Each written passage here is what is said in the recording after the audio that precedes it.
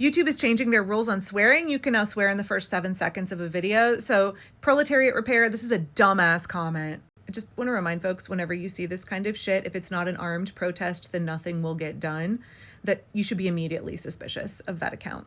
These are the kind of bros who sit around and fantasize about their bloody revolution, and they are perfectly happy to see you crushed under the tank treads for their fantasy. These people are deeply, deeply unserious and don't actually understand history at all. Someone in my comments on YouTube the other day said it's always white men who are pushing this narrative of violent resistance from the comfort of their sofa, because the patriarchy and white supremacy are always about violence and domination and have a lack of imagination when it comes to how and why other tactics can be far more successful. They view the world through a lens of violence and domination. So of course they don't understand how nonviolent resistance is actually twice as effective at toppling authoritarian movements as violent resistance. Of course they're not interested in the kind of work that is far less sexy to them, that requires self-control rather than letting you vent your rage. Of course, they are far more interested in this narrative than actually learning about effective tactics, because the things that will get the job done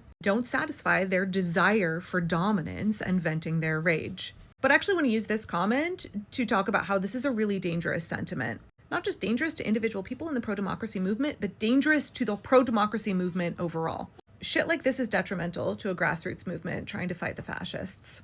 First of all, this kind of nonsense is what gets the most vulnerable in any protest group targeted and brutalized by law enforcement.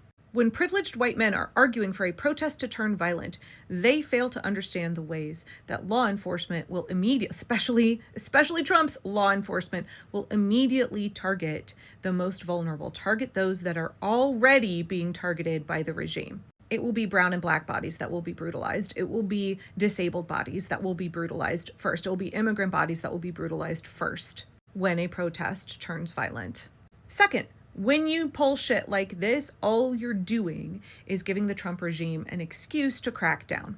There's a reason that protests in Los Angeles have been so successful and why Donald Trump's agenda there has absolutely failed. There's a reason why he's absolutely failing in DC as well. There's a reason that the National Guard and everybody else are having to stand around and do photo ops and pick up garbage, spread mulch in the parks or whatever else they're having to do. Because we've seen protesters in DC and Los Angeles exercise their First Amendment rights, commit to nonviolent protest, and not give any excuse for Donald Trump to say, okay, I can declare this a rebellion. Donald Trump is saying that people in DC are lawless criminals, violent thugs. He's desperate for the residents of DC to do this so that he can say, see, I was right. Now I need to take away more of your rights to protect innocent people, to keep the peace. Nonviolent resistance proves the regime wrong over and over, and it erodes public support for the regime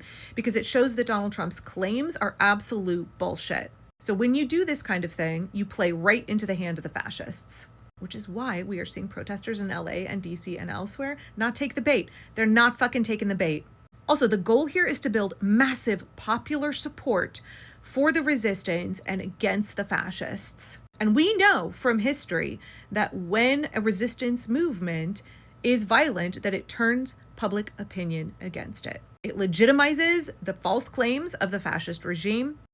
It sabotages the resistance movement, a movement that is committed to disruptive, consistent, sustained nonviolence against an oppressive regime that is taking away your rights, will build public support.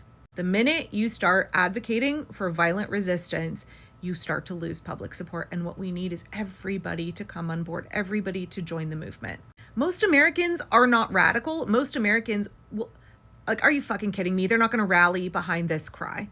The minute that you say the protest has to be armed, families with children aren't going to show up. The elderly aren't going to show up. Disabled folks aren't going to show up. The most vulnerable in this society will not show up. Your average person is not going to show up. And what you need to stop the fascists is millions and millions and millions of ordinary people coming together and standing up. Your little group of cosplay revolutionaries is not going to get shit done. And all you are doing is undermining the movement. All you're doing is turning people off and telling them to stay home. All you're doing is delegitimizing the resistance against fascism when you say shit like this. And you clearly don't understand the lessons of history. We need a big tent. We need ordinary people. We need everybody on board.